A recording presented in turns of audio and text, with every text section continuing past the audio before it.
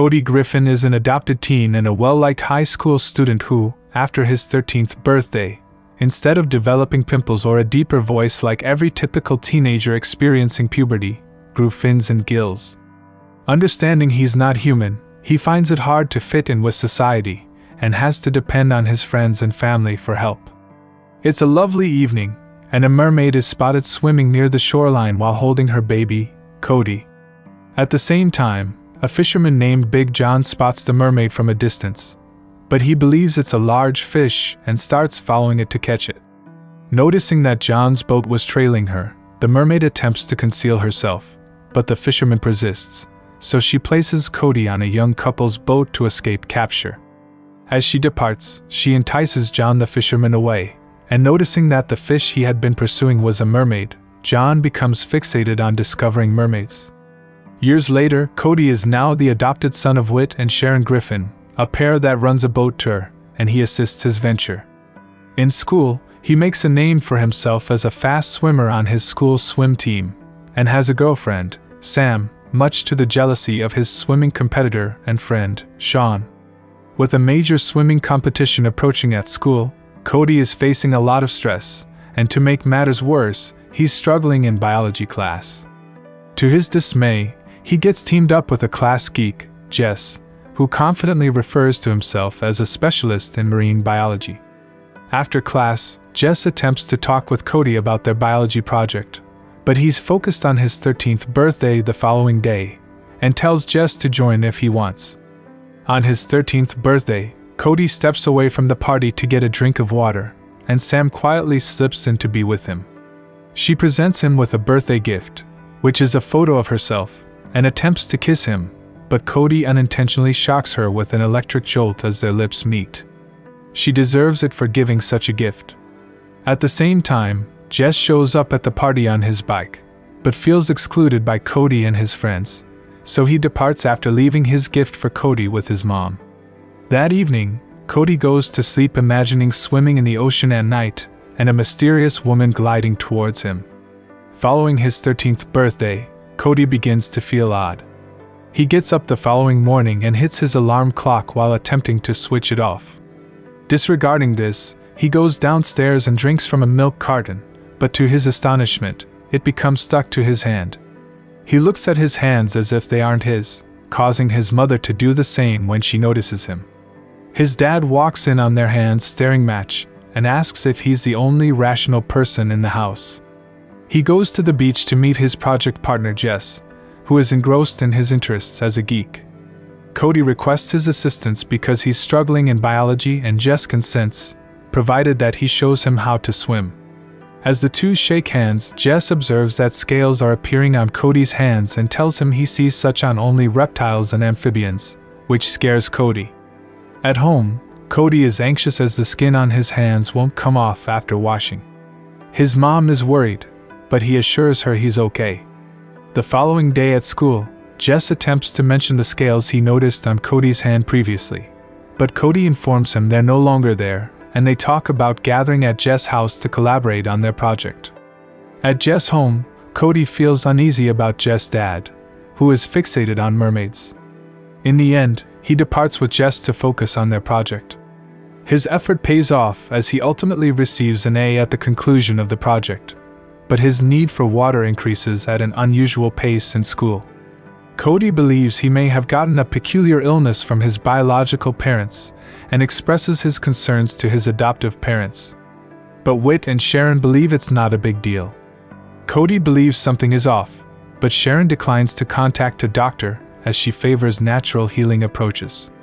That night, Cody heads to the park with Sam and shares with her what's happening. He guarantees her that his condition isn't infectious, which leads Sam to take his hand. As their skin touches, Sam's hair rises like antennas, which causes Cody to laugh. He is unaware that he's sending out electric waves. Back home, Cody's hands become sticky again while studying, and eventually he finds himself stuck on his house ceiling. Observing this, his parents are certain, and they ultimately contact a doctor. To Cody's dismay, the doctor informs him it's merely puberty.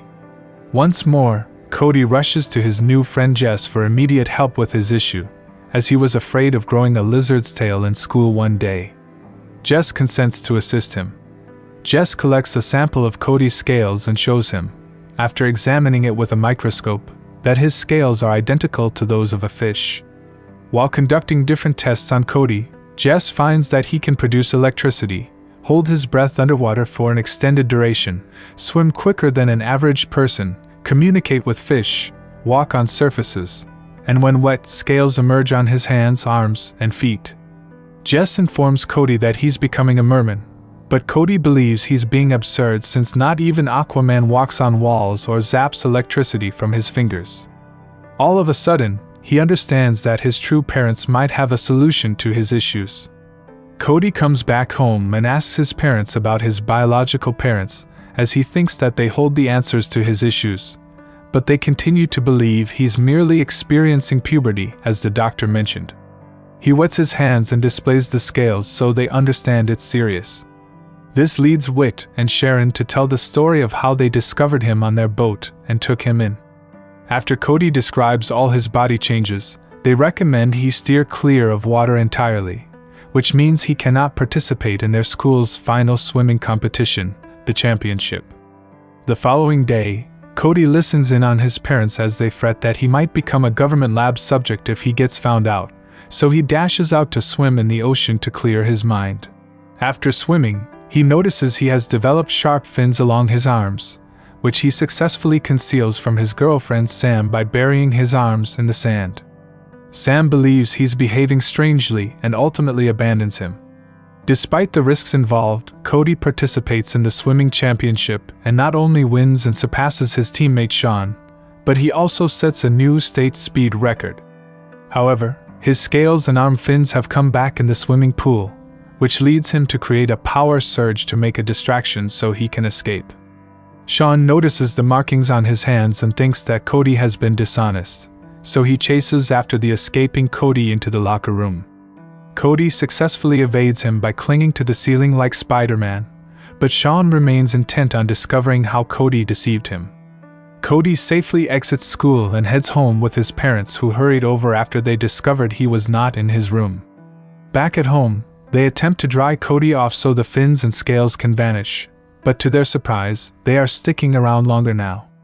His parents are quite anxious that his condition was noticed by everyone at the competition, but Cody attempts to reassure them by stating that he was subtle and no one noticed. But Jess arrives and informs them he witnessed everything that occurred, and folks are discussing Cody fleeing after winning the race and shattering the state speed record.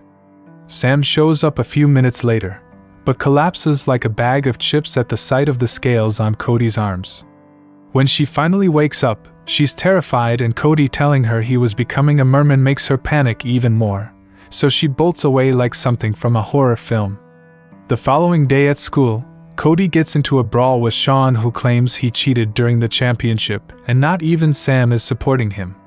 He tells Jess that he's losing his friends and praises him for not abandoning him as well, and the two share a warm hug.